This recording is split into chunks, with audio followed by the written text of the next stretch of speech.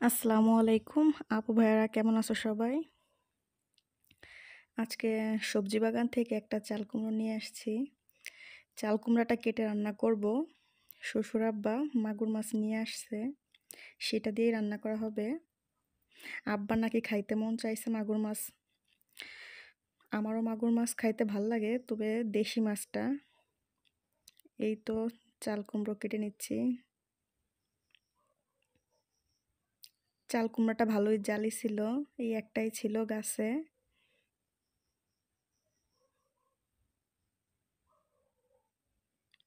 চাল কুমড়াগুলো কাটা হয়ে গেলে এরপর কিছু পুঁই শাক কেটে নিচ্ছি। এই পুঁই শাকগুলোও আমাদের বাগানের। দেখো আমার হাতের কি স্পিড!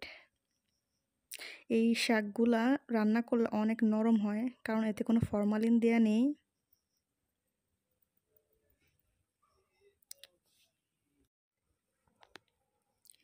পুঁই শাকগুলো কাটার পরেই তো রান্না করতে চলে আসলাম।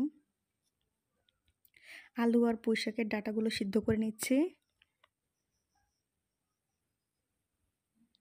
এরকম করলে রান্না তাড়াতাড়ি হয় আমার মনে হয়।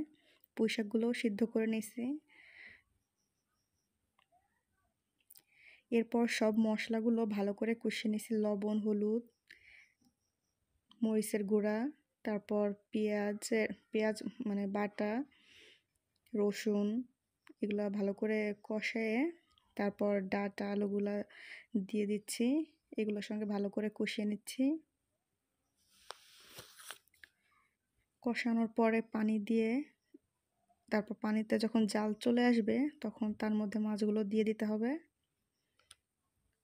এরপর পুঁই শাকগুলোও দিয়ে দিচ্ছি। এরপর রান্না শেষ করে গোসল করে আসছি।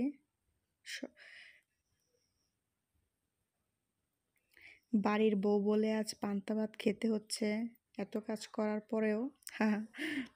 মজা করলাম। আসলে পানি ভাত আমার অনেক পছন্দ, অনেক শখ করে খাই। আসলে সবসময় খাওয়া হয় না।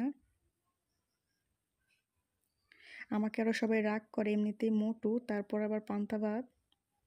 আসলে ভালো লাগলে কি করব বলো, কার কার প্রিয় বইলো কিন্তু। সাথে মাছ ভেজে নিছিলাম, এই ভাতের সঙ্গে খাবো বলে। মাছ ভাজা আমার খুবই ভালো লাগে, আর ডিম দিয়েও ভালো লাগে, তবে মাছ নিয়ে নিছিলাম।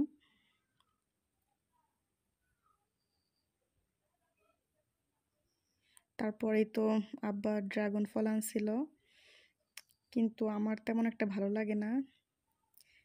কার কার ভালো লাগে বইলো। আমার এই ফলটা একদমই পছন্দ না। এই ফল খাইলে নাকি শরীরে রক্ত হয়।